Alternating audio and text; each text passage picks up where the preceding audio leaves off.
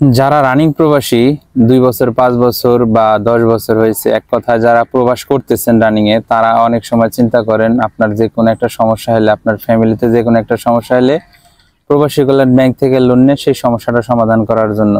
এর জন্য আপনারা অনেকের কাছেই জিজ্ঞেস করেন বা অনেক ভিডিও দেখেন। তো আজকে আমি আপনাদেরকে সেই সমস্যাটার সমাধান দিব।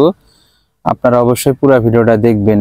2022 সালে প্রবাসী কল্যাণ ব্যাংক থেকে লোন নিয়ে আমি মালয়েশিয়াতে আসছিলাম।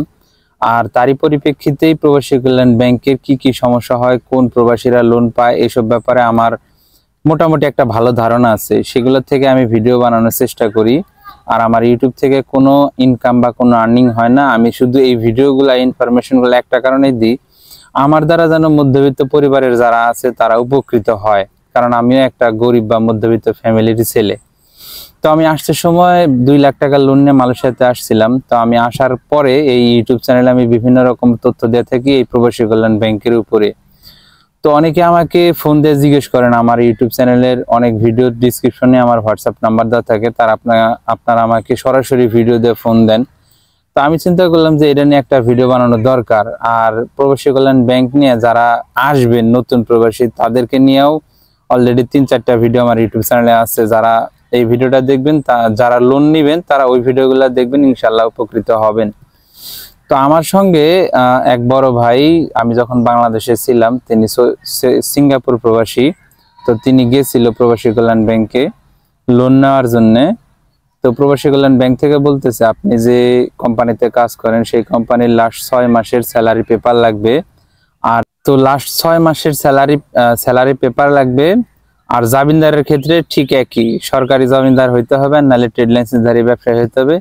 এবং কি তার তিনটা ব্ল্যাঙ্ক চেক লাগবে। এবং কি সরকারি চাকরিজীবী হইলে তার লাস্ট 6 মাসের স্যালারি পেপার, ট্রেড লাইসেন্সধারী ব্যবসায়ী হইলে তার হচ্ছে আপনার ট্রেড লাইসেন্সের ফটোকপি লাগবে।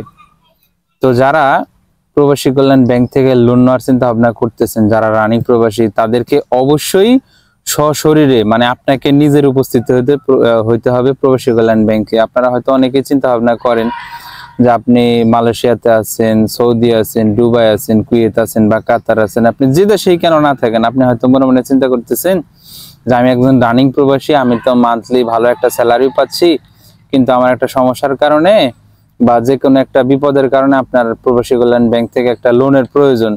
তো সেক্ষেত্রে আপনার হয়তো মা আছে, বাপ আছে বা ভাই আছে, নাইলে আপনার ওয়াইফ আছে, তাদের মাধ্যমে আপনি আপনার প্রবাসী কল্যাণ ব্যাংক থেকে লোন নেওয়ার চিন্তা ভাবনা করতেছেন। আসলে এইভাবে লোন হয় না।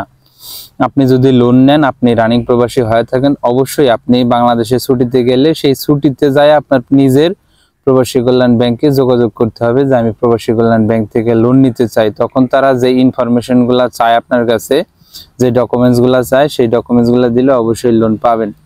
তবে হ্যাঁ, যারা নতুন প্রবাসী আসতেছেন তাদের ক্ষেত্রে কিন্তু অনেকটাই সমস্যা হয় লোন নিতে, কারণ এত রকমের ডকুমেন্টস জোগাড় করতে হয় যে জোগাড় করতে করতে লাস্ট পর্যন্ত আপনার ফ্লাইট হয়ে যায়, কিন্তু লোন আর হয় না।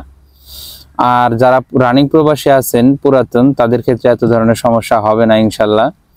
তো আশা করি আমার এই ছোট্ট ইনফরমেশনের মাধ্যমে বিষয়টা বুঝতে পারছেন। অনেকে আমাকে ফোন দিয়ে জিজ্ঞেস করেন যে ভাই, আমি রানিং এ প্রবাসে আছি, আমার লোন হবে কিনা, আমি লোন নিতে চাই। বা অনেকে আবার ফোন দিয়ে এটাও বলেন যে ভাই, আমি যাইতে চাই না, কিন্তু আমার ফ্যামিলি তো বাংলাদেশে আছে, তো সেক্ষেত্রে আমার ফ্যামিলিকে পাঠালে কি লোন হবে কিনা।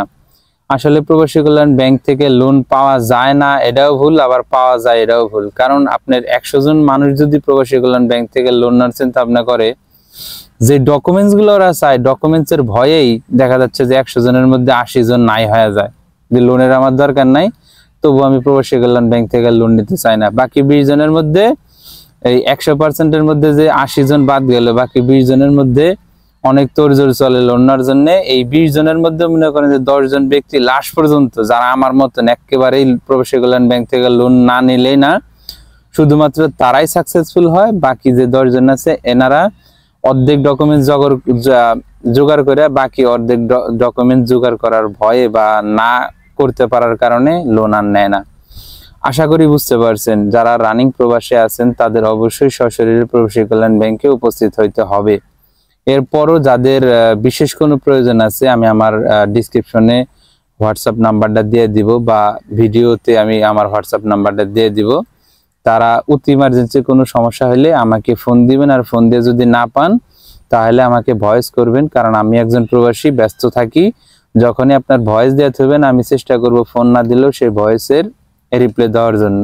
অবশ্যই আমার ভিডিওগুলো দেখবেন, ভালো লাগলে অবশ্যই ইউটিউব চ্যানেলটা সাবস্ক্রাইব করবেন। আর আমার একটা ফেসবুক পেজ আছে, আমি ফেসবুক পেজে ভিডিও আপলোড করি। সেই ফেসবুক পেজটায় ফলোয়ার্স অবশ্যই অনেক কম আছে, তো আপনারা অবশ্যই ফেসবুক পেজটাও ফলো করে দেওয়ার চেষ্টা করবেন। আশা করি সকল ইনফরমেশন দিয়ে আপনাদেরকে সহযোগিতার চেষ্টা করব। ভালো থাকবেন, সুস্থ থাকবেন। দেখা হচ্ছে আবার নতুন কোনো ভিডিওতে নতুন কোনো ইনফরমেশন নিয়ে। আল্লাহ হাফেজ।